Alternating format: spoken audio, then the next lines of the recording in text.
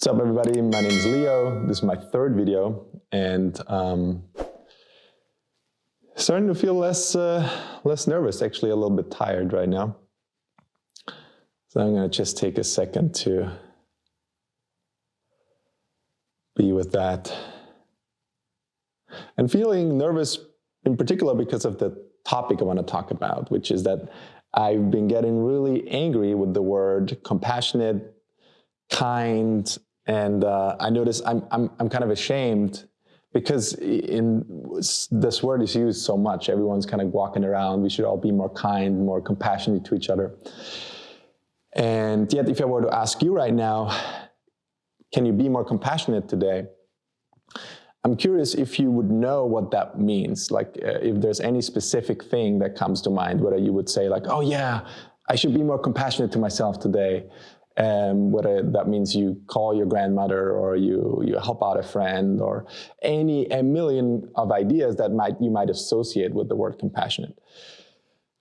Which to me renders the word compassionate or kind or empathetic pretty useless because it just means something else to every person.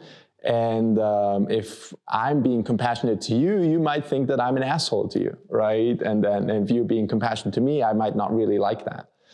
And so I kind of want to talk about a more practical and the more body-oriented approach to what compassionate means. And I think the more general idea, this is my theory, of anyone you or I or someone out there in the world deems compassionate is someone who in essence, or someone who is kind or empathetic, is someone who in essence is relaxed in their bodies. And I want to talk more about this point because I think it's a lot more practical and helpful to you and me to be more compassionate and kind in our lives because we can act on that, right? What I can tell you, if I tell you be more compassionate right now, again, I don't believe you knew what to do with that. Or maybe you might do something that's maybe different from what I had in mind. However, what I can tell you is relax your stomach from being tense right now. There's something that you and I can do that is more precise and more concrete. And I think the more relaxed we are in our bodies, the people we say like, oh, this person is so kind, this person is so compassionate, what I believe most of the time we mean is that this person is really relaxed in their bodies. You might come to them and say, oh my God, I have this crazy experience today. And what they're able to do, because they're kind and compassionate and empathetic, is to stay relaxed. They're not tensing themselves. They're not noticing the same contractions that you might notice. And you might leave afterwards saying, this person has been really kind and compassionate.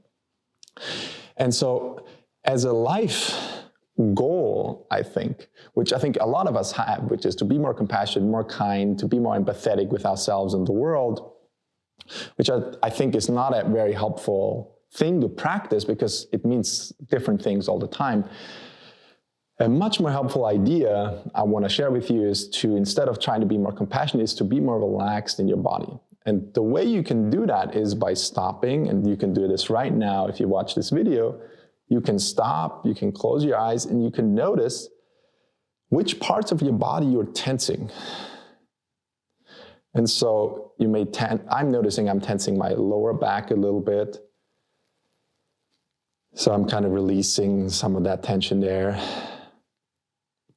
And I'm noticing my chest is a little tense, and I'm noticing that tension there and kind of letting that go a little bit. I'm noticing tension behind my eyes and tensing the eyes, and now I'm letting them go. And so this much more practical approach to relaxing our bodies, in my experience,